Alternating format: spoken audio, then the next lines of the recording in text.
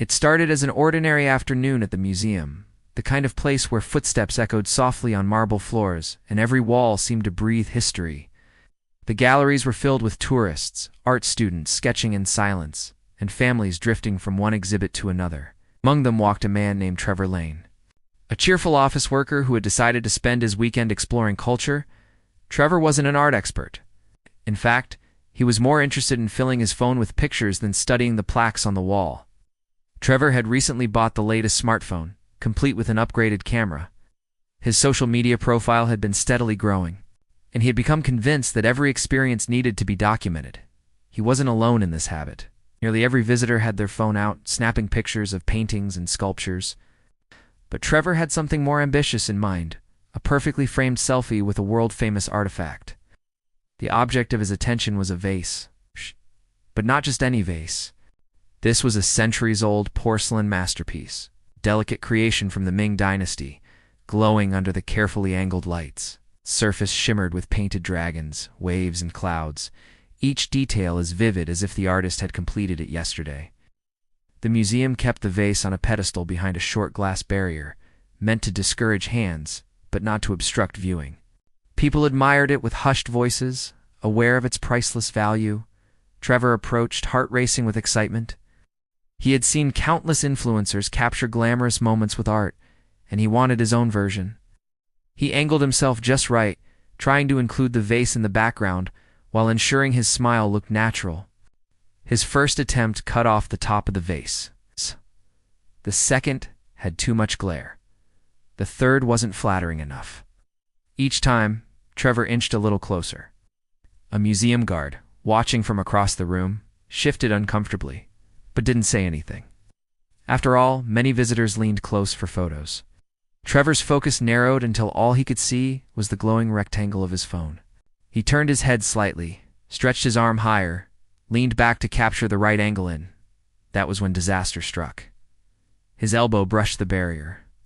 The barrier nudged the pedestal, and in the horrifying silence that followed, the vase wobbled. For a second, Trevor thought it might steady itself. He even froze, as though holding his breath would somehow save it. But gravity was merciless. The priceless vase tilted, slid, and then toppled into the air. The crash echoed like thunder. Shards of porcelain scattered across the marble floor, each fragment carrying centuries of history reduced to dust. Gasps filled the gallery. Someone screamed. A child began to cry. Trevor stood frozen, phone still in his hand, unable to believe what had just happened. The guard rushed forward, his face pale. Soon more staff appeared, surrounding the scene. A rope barrier was quickly pulled into place, as if closing off the wound of the museum. Alda. Trevor stammered apologies, his words tumbling over each other. I didn't mean I only wanted a picture. The curator arrived within minutes, her expression somewhere between grief and fury. She knelt by the broken remains, her hands trembling as she tried to assess the damage. This vase survived dynasties, wars, and centuries of travel, she said quietly. And now, she didn't finish the sentence. By now, the story had already begun spreading.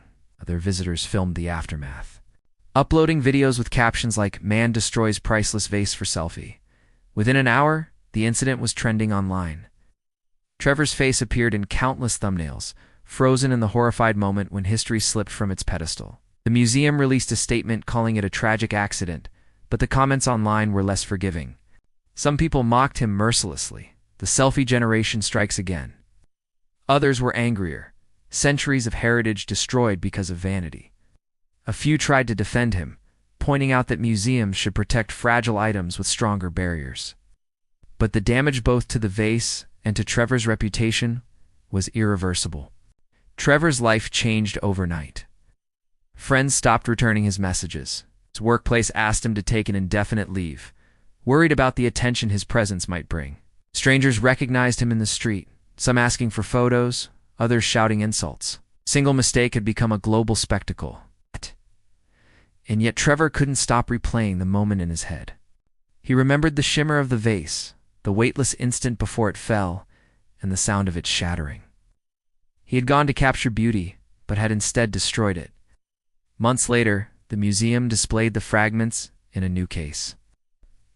The plaque explained the vase's history, its artistry, and its sudden end.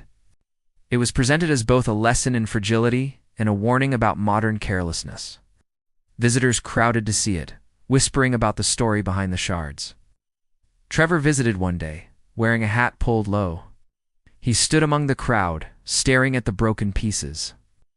In the reflection of the glass, he saw not only the remains of the vase, but also himself, a man who had learned the hard way that some moments are not meant to be captured, only respected.